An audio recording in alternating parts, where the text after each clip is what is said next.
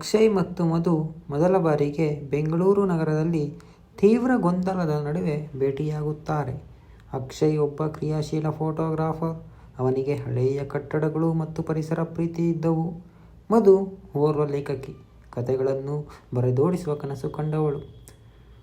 ಒಮ್ಮೆ ಮಳೆ ಬೀಳುತ್ತಿದ್ದಾಗ ಇಬ್ಬರು ಬಸ್ ನಿಲ್ದಾಣದಲ್ಲಿ ಹಿತ್ತಲ ಬೆಚ್ಚನೆಯ ಕೂದಲೊಂದಿಗೆ ಒಬ್ಬರನ್ನೊಬ್ಬರು ನೋಡುವ ಕ್ಷಣ ಪ್ರೀತಿಯ ಹುಟ್ಟು ಹಾಕುತ್ತದೆ.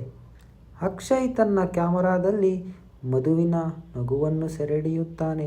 ಹೀಗೆಯೇ ಅವರ ಸ್ನೇಹ ಪ್ರೀತಿಯ ಬದಿಯತ್ತ ಸಾಗುತ್ತದೆ. ಅವರಿಬ್ಬರೂ ಜೊತೆಗೂಡಿ ಬೆಂಗಳೂರಿನ ಹಳೆಯ ಬೀದಿಗಳಲ್ಲಿ ಸುತ್ತಾಡುತ್ತಾರೆ, ಹೊಸ ಕನಸುಗಳನ್ನು ಹಂಚಿಕೊಳ್ಳುತ್ತಾರೆ. ಆದರೆ ಈ ಸಂತೋಷ ಹೆಚ್ಚು ದಿನ ಉಳಿಯುತ್ತದೆಯೇ? ಅವರ ಪ್ರೀತಿ ಹೂಮಳೆ ಸುರಿಯುತ್ತಿದ್ದಾಗಲೇ ಅಕ್ಷಯ್ ಆಸ್ಪತ್ರೆಯ ಹಾಸಿಗೆಯಲ್ಲಿ ಮಲಗಿದ್ದನು. ಆದರೆ ಅವನಿಗೆ ಒಂದು ಭಯಾನಕ ಸತ್ಯ ಗೊತ್ತಾಗಿತ್ತು. ಅವನು ಮಧುವನ್ನು ಮರೆತಿದ್ದ ಎಂಬುದು. ಮಧು ಆಘಾತಗೊಂಡಳು. ಅವನು ಹಿಂದಿನ ಪ್ರೇಮದ ನೋಟವನ್ನು, ಮಾತುಗಳನ್ನು, ಒಡಂಬಡಿಕೆಯನ್ನು ಮರೆತಿದ್ದ. ಮಧು ನಿರ್ಧಾರ ಮಾಡುತ್ತಾಳೆ, ಅವಳ ಪ್ರೇಮವನ್ನು ಮರಳಿ ಗೆಲ್ಲಬೇಕೆಂದು. ಅವಳು ಅಕ್ಷಯ್ಗೆ ಅವರ ಪ್ರೀತಿಯ ಹಳೆಯ ಸ್ಮೃತಿಗಳನ್ನು ತಲುಪಿಸಲು ಹಲವಾರು ಯತ್ನ ಮಾಡುತ್ತಾಳೆ. ಹಳೆಯ ಸ್ಥಳಗಳಿಗೆ ಕರೆದೊಯ್ಯುತ್ತಾಳೆ. ಹಳೆಯ ಚಾಯ್ ಅಂಗಡಿಗೆ ಬಳಿ ನಿಂತು ಅವನನ್ನು ಕಾಯುತ್ತಾಳೆ. ಹೌದು, ಅವನು ಏನೋ ಪೂರ್ತಿ ಅರಿಯಲಿಲ್ಲ, ಆದರೆ ಅವಳ ಹೃದಯ ಸ್ಪಂದನೆ ಅವನನ್ನು ಮತ್ತೆ ಆಕರ್ಷಿಸುತ್ತಿತ್ತು. ಒಂದು ದಿನ ಮಧು ಅಕ್ಷಯ್ಗೆ ಒಂದು ಹಳೆಯ ಪ್ರೀತಿಯ ಪತ್ರವನ್ನು ಕೊಡುತ್ತಾಳೆ.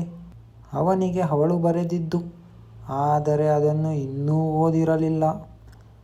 ಅವನು ಆ ಪತ್ರ ಓದುತ್ತಾನೆ. ಏನೋ ಒಳಗೆ ಕೊರೆಯುತ್ತದೆ.